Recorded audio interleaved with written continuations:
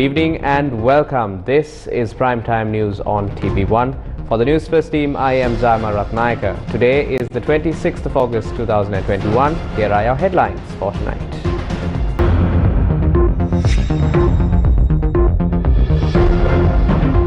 %40 increase in the number of COVID-19 infections in Sri Lanka compared to the previous week, WHO weekly report reveals. Trade unions in the healthcare sector request the health minister to impose a scientific lockdown. විද්‍යානුකූල එකක් නෙමෙයි මේක political lockdown එකක්. සෞඛ්‍ය අමාත්‍යවරයාගේ අහුම්කන් දීම සාධනීයයි. Who is scamming consumers through sugar? සීනි ගබඩා තිබෙන තැන දන්නවා තිබෙන ප්‍රමාණයක් දන්නවා. නමුත් තිබෙන නීතිය තුලින් මේ ප්‍රශ්නයට විසඳුම් හොයන්න පුළුවන් කමක් නැහැ. Details of a scam by concealing rice stocks exposed.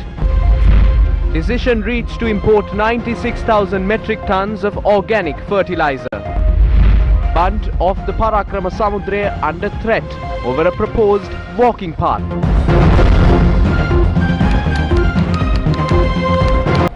In your top story for tonight, the latest report by the World Health Organization shows that there is a 40% increase in the number of COVID-19 infections in Sri Lanka compared to the previous week.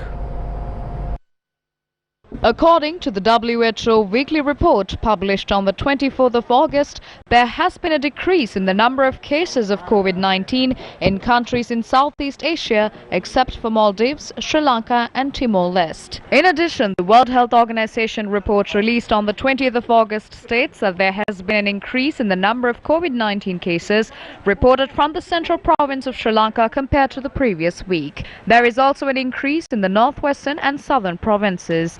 In addition, the highest number of new COVID-19 patients in the country is reported from the Western province at a percentage of 57%. 7,339 COVID-19 deaths have been confirmed in Sri Lanka over the past 4 months, which lapsed after the 15th of April 2021.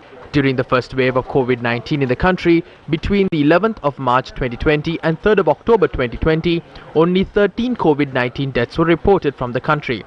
596 deaths have been reported during the window between the 4th of October 2020 and the 14th of April 2021. 155 COVID-19 deaths, which were reported from the 14th to the 20th of August 2021, had occurred at residences. During the same period, 990 fatalities have been reported from hospitals, while 65 fatalities were reported pre-hospitalization. 963 COVID-19 fatalities have occurred during a 5-day period from the 21st of August to the 25th. Moreover, in excess of 4,000 COVID-19 cases were confirmed daily on 4 out of the 5 days.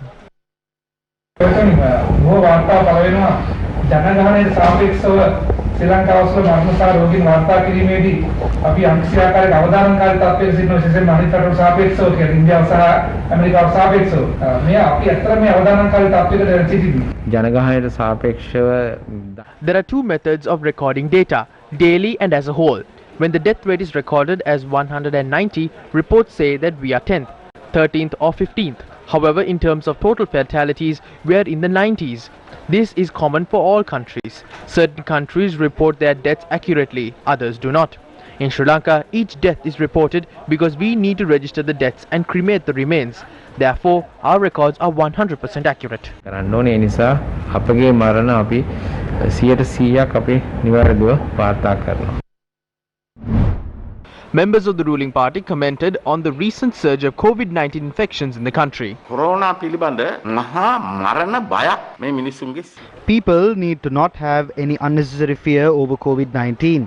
The fear itself attributes to the increase in the number of COVID-19 deaths. COVID-19 is not a dangerous disease that people need to fear.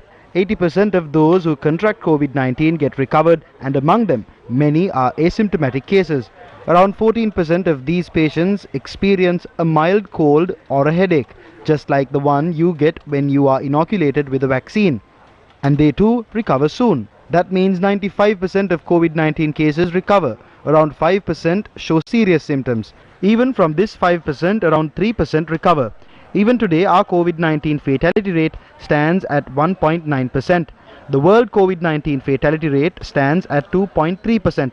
Recently, the World Health Organization, together with the NPR and the Reuters media organization conducted a survey on the fatality rates in the world. They conducted this survey within the 3-month framework starting from May to the end of July.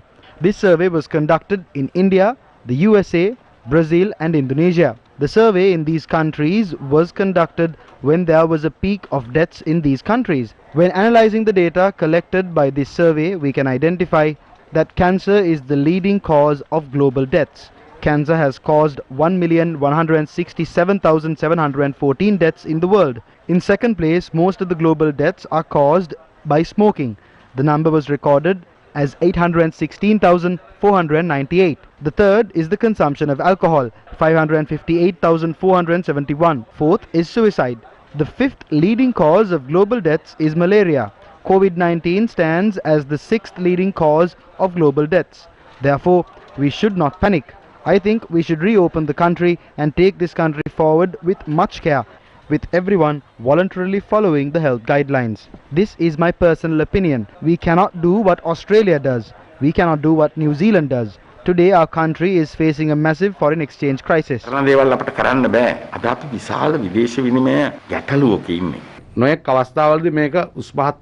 These numbers are fluctuating from time to time. As the government, we intend to inoculate the masses of the country and then to make sure that the citizens are engaged in their day-to-day activities while adhering to all health guidelines. We are sure that after administering this vaccine, we will be able to carry out the activities in both private and public sectors while strictly adhering to the health guidelines. By doing so, we are expecting both fatality and contraction rates to subside. Health officials point out a substantial number of children have been infected with COVID-19. The director of the Lady Ridgeway Hospital for Children, Dr. G.S. Vijaysurya, urged parents to admit children under the age of 2 to hospitals immediately if they develop symptoms of COVID-19. We have observed instances where parents have been negligent of the children's health conditions and have delayed hospitalization. Children below the age of 2 are unable to express it if they develop symptoms. Parents find it difficult to identify their children's symptoms. If you observe anything out of the ordinary, please admit your children to a hospital. If there are delays in hospitalizing, we might not be able to save your child's life. How can one identify a child who has contracted COVID-19? Try to observe whether your child finds it difficult to breathe when they walk. If the child stops once he or she walks, or if the child's lips grow darker in complexion, if their eyes are discolored, if the skin turns pale, that means oxygen levels in the body have reduced. Those are the symptoms we can normally observe. However, it is very difficult to observe these symptoms in children below the age of 2. What medicine could assist in protecting a child from COVID-19? Do not give any sort of medication to a child unless a doctor recommends it. Some people question whether they can give vitamin C. If a large quantity of vitamin C is given to children, it could damage their organs. Therefore, do not try to give any sort of medication to children, including vitamin C. It may cause damage to your child's health. A number of representatives of health trade unions met with the Minister of Health, Keliya Rambukkala, this evening.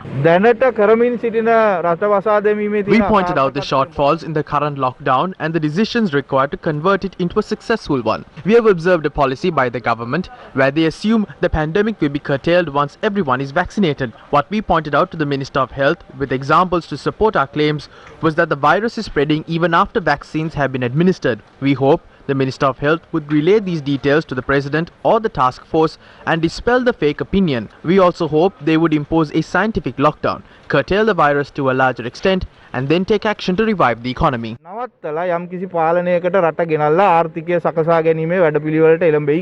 The President did not grant us a meeting. We directed the attention of the Health Ministry to this subject since he can discuss this with the President as the subject minister. As trade unions, we will extend our fullest support. We can assure our support to the progression of the country once COVID-19 is controlled and the death rate is reduced. The current lockdown does not in any way control the spread of COVID-19. This is a political lockdown, not a scientific one. PCR capacity capacity has not been upgraded. Neither has the rapid antigen capacity been increased. We claimed this lockdown was in fact a satisfactory decision, but it needs to be done in a scientific manner. It was clear to us that the minister understood the matter. He said he will bring this to the attention of the president. We will continue to keep an eye on the developments on this matter. Leader of the United National Party, Ranil Wickremesinghe, says the quarantine curfew currently in effect must be extended for another week or two. Samantha Power's Mathiniyagen, Lanka. Mangala Samaravira, who requested vaccines from Samantha Power, has passed away. Similarly, Mr. Raja Mahendran, senior judicial officers such as D.S. Vijay and lawyers including Gavarasa have fallen prey to COVID-19. 6 of my relatives and close friends lost their lives due to the virus on Monday and Tuesday.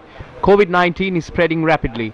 Although more and more are being inoculated each day, daily infections too are on the rise. The government has imposed a 10-day lockdown. But according to medical experts, that time frame is insufficient. We must extend the lockdown by at least another week or two if we are to achieve the desired results. Therefore, I urge authorities to act in this regard. We have extended our fullest support to the 10-day lockdown imposed by the government. The damage dealt to the nation without a lockdown is much greater than that caused when a lockdown is imposed. If we are to recover from this, we need to commence discussions with the IMF and obtain assistance to revive our economy. For now, we have been granted $720 million for COVID relief. Therefore, I would like to propose to the President, Prime Minister and the Cabinet to follow the directives of medical experts. Cabinet Mandling Karana Yojanawa Tamai Api Vaidya Upadesh Anuwa Kriya Karamu. Distribution of the 2,000 rupee allowance for families who have lost their livelihoods took place in a number of areas today. A program to dole out the 2,000 rupee allowance to 5,025 families in the Mathura Divisional Secretariat was carried out today as well. Accordingly, families who lost their livelihoods in Diyagaha West and Veleguda West provided the 2,000 rupee allowance. Distribution of the 2,000 rupee allowance among 1,090 individuals in 19 Grama Seva divisions was carried out in Gona Pinuala yesterday and today. 32 families in the Puthupitia 708 North Gramanladai division in Vadua were given the 2,000 rupee allowance today. Distribution of the 2,000 rupee allowance to low-income earning families in the Ginigathena Divisional Secretariat took place at the Vijayabaha Pirivana in Abagamur today. The 2,000 rupee allowance was also distributed to 500 families in 34 Gramaladari divisions in Abagamur. Leader of the opposition, Sajid Premadasa, has questioned the government as to what measures have been adopted to curtail the rise in the cost of essential items against a backdrop where it has even suspended the relief pack provided to those who are undergoing home quarantine. Issuing a release, the opposition leader says the price of 1 kilo of sugar has increased by 50 rupees. Adding an abnormal shortage of milk powder in the market has been observed, while prices of multiple consumer goods including fuel, gas, rice, medicine and bakery items have soared unusually. The release notes, as the group which first urged the government to impose a lockdown after realizing the severity of the current situation, the Samagi Jana Balabege further requests authorities to extend the lockdown currently in effect. Meanwhile, the COVID-19 vaccination drive in the country was carried out covering all districts of the island today at 438 vaccination centres. 52 of these centres were set up in the Ampara district. In addition, 50 vaccination centres in the Batiklu district and 44 vaccination centres in the Ratnapura district were also in operation today. The wards on the 4th, 5th and 6th floors of the new 8-story building of the Colombo South Teaching Hospital, where treatment capacity of patients has been expanded, was declared open by Army Commander General Shavindra Silva today. The ward complex was established with the assistance of the Sri Lanka Army. The complex treats 250 patients. The bill to provide relief within the legal framework for those adversely affected by COVID-19 was certified by Speaker Mahinda Yapa Abegunawardena today. The 2019 coronavirus disease bill was passed without a vote in Parliament on the 17th of August. The Information and Communication Technology Agency of Sri Lanka, also known as ICTA, launched the COVID-19 Smart Vaccine Certificate portal for the general public who plan to travel overseas. ICTA has introduced this initiative in collaboration with the Ministry of Health and the World Health Organization. The public can visit the online portal /covid19.health.gov.lk/certificate to obtain a soft copy of the vaccine certificate. By accessing the online portal, one needs to enter the requested details such as NIC number, passport number, vaccination card details, proof of travel and requested personal data. Upon successfully entering the requested particulars and approval, the user will be given a link to generate a soft copy of the vaccine certificate. In addition, a printout of the certificate can be presented to relevant authorities when needed.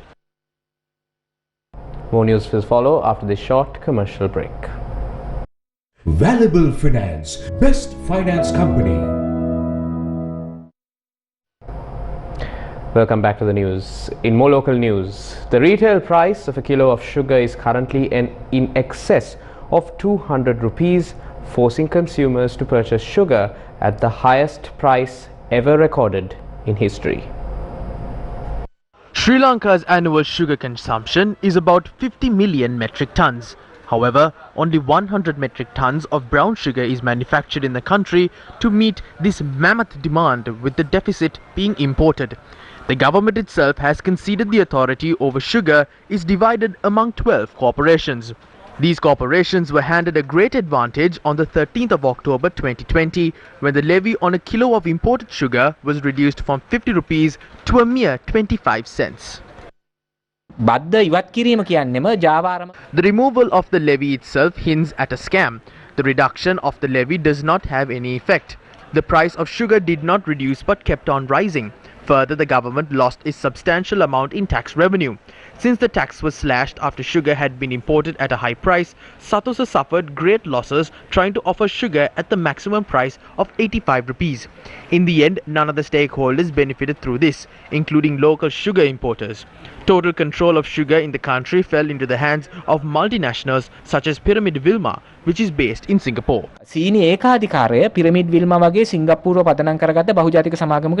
What did the government do thereafter? Import licenses for sugar were suspended effective from the 22nd of May. Since 90,000 metric tons of sugar was stored in Sri Lanka, the prices of sugar in the local market couldn't have fluctuated even if it did in the global market. How did the price of sugar soar when there are sufficient stocks of sugar? According to available data, current stocks of sugar are sufficient to meet the local market's demand until the month of May next year. Hence, a shortage of sugar does not exist. If so, why are the prices of sugar soaring abnormally? The temporary ban on sugar imports can be viewed as a factor giving rise to this. Traders are releasing stocks of sugar which were stored prior to that ban. For now, the Consumer Affairs Authority has revoked the gazette issued with regards to sugar. The price of sugar is not regulated at present. On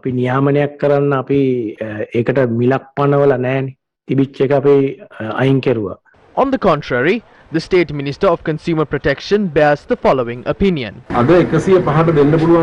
Sugar which can be offered at 105 rupees is currently being sold at 200 rupees. They enjoy a profit of nearly 100 rupees per kilo. We know there are around 12 sugar importers in the country.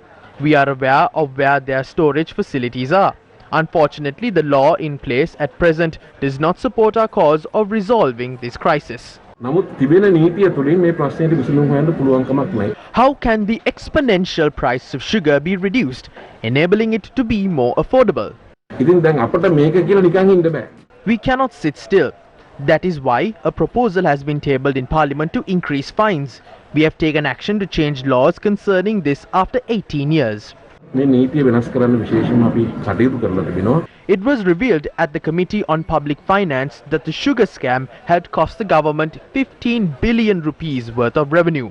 By now, such stocks of sugar are being sold to consumers at augmented rates. The people cannot enjoy a cup of tea with sugar. What is the government's solution to this? we will die of starvation, not COVID-19.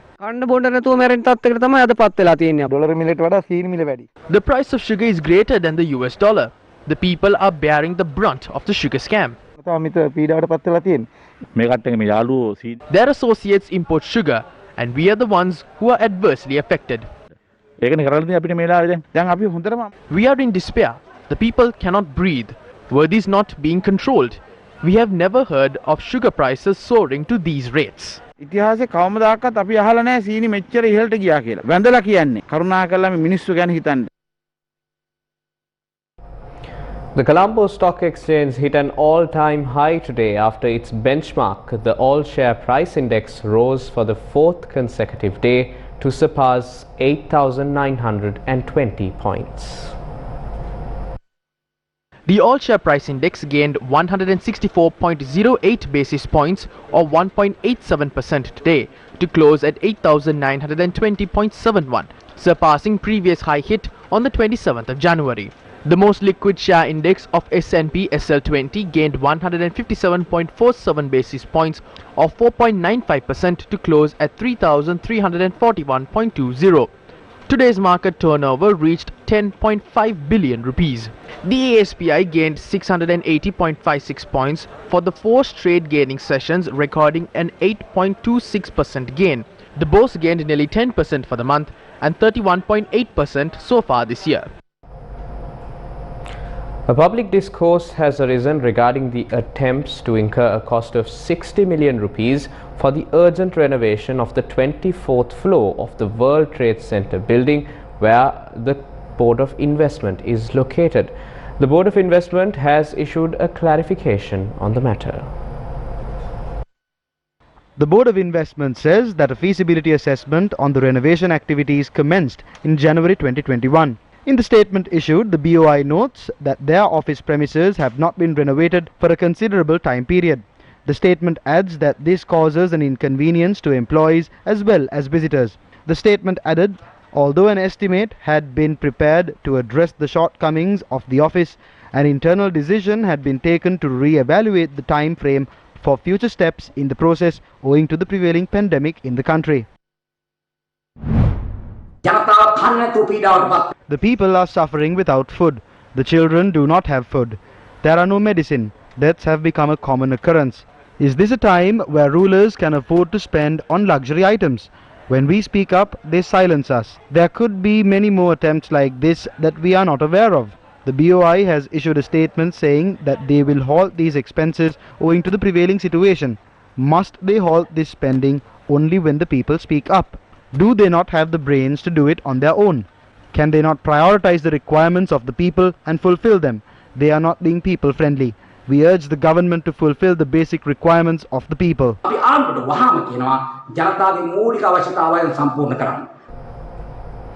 With the tightening of laws against those who sell stocks of rice at augmented rates, the Consumer Affairs Authority has been able to uncover details of a racket where stocks of rice are now being concealed from the market.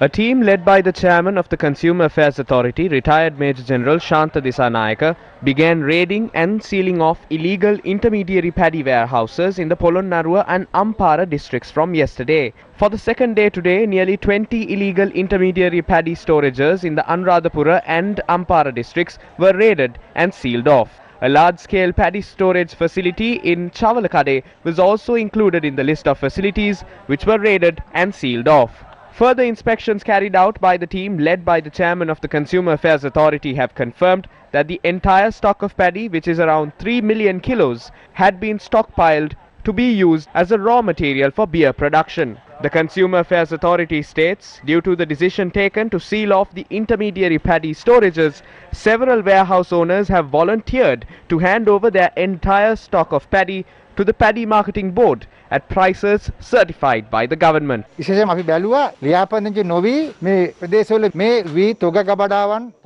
We wanted to locate those who are operating unregistered warehouses. When that occurs, they can offer stocks of paddy at exponential prices. We took stern action against the representatives of main mills according to the provisions of the Consumer Affairs Act. The people are burdened heavily at present due to the prices of rice. We are doing this on behalf of the people. We will take every step possible to control the price of rice. මේ සහල් මිල පාලනය කිරීමට කාර්මික අධිකාරී මැදිහත් වෙනවා. Why have authorities failed to control the price of rice, although a multitude of decisions were made from time to time? සහල් මිල ඉහළ නැංවීම සඳහාම මැදිහත් වෙන අතරමැදි විශේෂයකට මෙලෙසින් වෙළඳ We cannot allow an intermediary group to operate in the market with the sole intention of increasing the price of rice. We intend to confiscate the stocks of those who are attempting to stockpile the staple food of the people. These stern efforts are taken to reduce the price of rice for the innocent people in the country who are struggling to make ends meet. We have empowered officers of the Consumer Affairs Authority to carry out their duties undeterred by political undercurrents to locate these intermediaries and seal off their stocks. අපි පනත සංශෝධනයෙන් පසු මේ තොග රාජසන්තක කරන්න. The government has decided to import 96,000 metric tons of organic fertilizer into the country.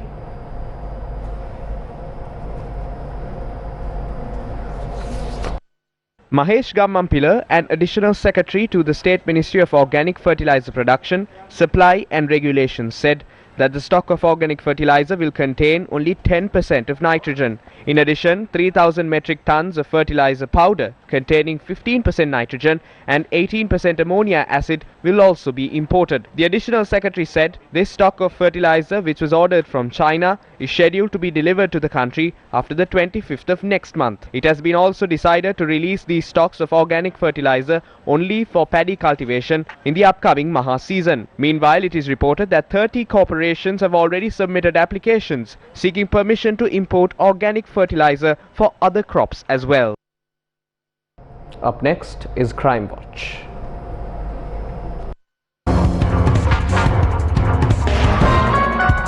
The Matukuma magistrate Dhammikuduwa Vithana has ordered for another autopsy with respect to the body of a man who supposedly died of COVID-19 while in police detention.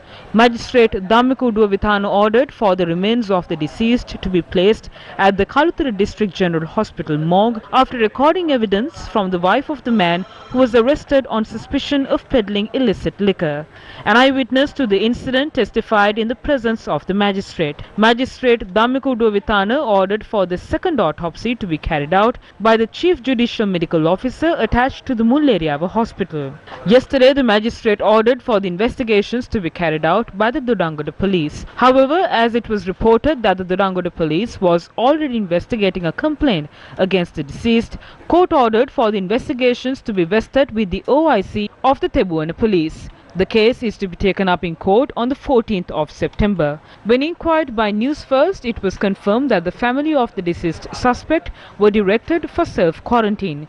Police media spokesperson SSP Nihal Talduwa said that the two police officers who arrested the suspect are also been directed to quarantine. Were PCR tests conducted on them? On an inquiry made by Newsfirst, the police media spokesperson said that the two police officers will be subjected to a PCR or an immediate antibody test after 10 days. The National Medicines Regulatory Authority has issued a statement regarding the breakdown of the ENMRA database containing vital information on medicine. The statement says that the Information and Communication Technology Agency of Sri Lanka has been entrusted with the installation and maintaining the ENMRA database, and everything related to it was done in accordance with the accepted government procurement process. The statement also reveals a 5-year role agreement that was signed in 2018 between a company named Epic Lanka Technologies and the Information and Communication Technology Agency of Sri Lanka to develop this database while ensuring the security of data within the system. The National Medicine Regulatory Authority, which accepts that an issue had arisen with the system, requests the public to not have any unnecessary fear of a surge in medicine prices or on any importation of substandard medical drugs. The statement further says that all arrangements are being made to issue licenses for the importation of essential medical drugs. The statement, signed by the chairman of the National Medicine Regulatory Authority, Rasitha Wijewantha, further states that further information will be revealed with due course as criminal investigations are underway by the CID. Meanwhile, SLT Mobile in a statement has announced that their company was not in charge of the management and maintenance of the Lanka government cloud server since 2018. ඇතර මේ දත්ත ගබඩා කරලා තිබෙන්නේ අපේ Telecom ආයතනය හා සම්බන්ධව තිබෙන රාජ්‍ය. The data has been stored at a state information hub attached to Telecom, where highly confidential state information and even state intelligence information is stored. There are special passwords to gain access to this. Only 4 people from the National Medicines Regulatory Authority were aware of the password. There may have been others from the state sector who knew the password, but a question arises if one of these 4 who knew the password had done this treacherous act. Or the other possibility is that one of the 4 people in question had passed this on to an external party and carried this out. Or the other question that arises is if somebody stole the password from one of the 4 people, or if someone has forcibly obtained the password from these 4. The first step of the CID should be to inquire from the 4 people in question. As far as we know, the CID has not recorded a statement from the 4 people who know the password. If someone can log into a system where national level information is stored and can erase data, what does this say about national security? Our concern is if the data was erased at the behest of the state. රාජ්‍ය අනුග්‍රහයෙන්ම සිදු වුණාද කියන කාරණේ. Taking a look at another story that made it to your headlines, we have received reports that the banks of the Parakrama Samudra are being converted into a walking path. Farmers of the area allege that the construction will cause inevitable and irreplaceable damage to the reservoir. The rocks along the banks of the historic Parakrama Samudra are being broken down and the banks are being converted into a walking path. The walking path, which is 8 feet wide and 700 meters long, is proposed to be constructed from the official residence of the government agent along the banks of the Parakrama Samudra to the statue of D.S. Senanayake located close to the sluice gate 1 of the reservoir. The Urban Development Authority has submitted a proposal in this regard and the project is estimated to cost 34 million rupees. This walking path is to be constructed along a total distance of 2 kilometers along the interior section of the banks of the Parakrama Samudra. We captured footage of a JCB backhoe being used to push rocks along the banks of the reservoir into the reservoir and flatten the area. The massive 116,000 acre-feet of water that the reservoir holds is protected by the banks of the reservoir, and area residents point out that during certain seasons, with the increase in wind speeds, the banks of the reservoir hold strong against almost ocean wave-like currents that bash against it. Area residents further added that when heavy floods hit the area in 2013, the banks of the reservoir were at risk and sandbags were placed against the banks in an attempt to protect them. Against such a backdrop, they questioned the authorities on why the banks of the river are being destroyed for the construction of a walking path. When contacted, the chairman of the Parakrama Samudra Agrarian Organization said they had strongly objected against the project, but the project continued amid their strong opposition. Newsfirst contacted the Director of Irrigation of Polonnaruwa Zone, LMW Ratnasiri, in this regard. He said that the Urban Development Authority had approved the proposal for the construction of this walking path. He added the Department of Irrigation had also given the green light to the project. However, the farmers in Polonnaruwa point out that the farmers in Polonnaruwa were silenced while the Department of Irrigation had handed out the contract to destroy the reservoir. When we contacted the government agent of Polonnaruwa, W.A. Dharmasiri, he said that this project that is being constructed by the Department of Irrigation under the approval of the Urban Development Authority will not in any way damage the reservoir. He added that the Department of Agrarian Services and the Department of Archaeology had also granted approval to this project and that the project was aimed at providing the necessary facilities to people who visit the banks of the reservoir daily. It was the great King Parakramabahu who said, do not release even a drop of rainwater to the sea without using it. He was the pioneer who built the Parakrama Mahasamudra, and the reason behind the name of the reservoir could be attributed to the fact that, although a man-made reservoir, it resembles the vastness of a great ocean and even gives rise to waves like one. It was the banks of the reservoir that protected the vast amount of water that this reservoir holds. A reservoir is built and protected by its banks. This walking path constructed along this magnificent work that bears testament to the ingenuity of our ancestors is nothing but an insult to their memory and what they left behind for countless generations to come. Who are the reckless people who approve the construction of a walking path along a World Heritage Site? And with that, it's a wrap of Primetime News on TV1 for tonight. For the Newsfirst team, along with our sign language interpreter for tonight, Taraka Gabriel, I've been Jamal Ratnayaka. Take care, stay safe, and good night.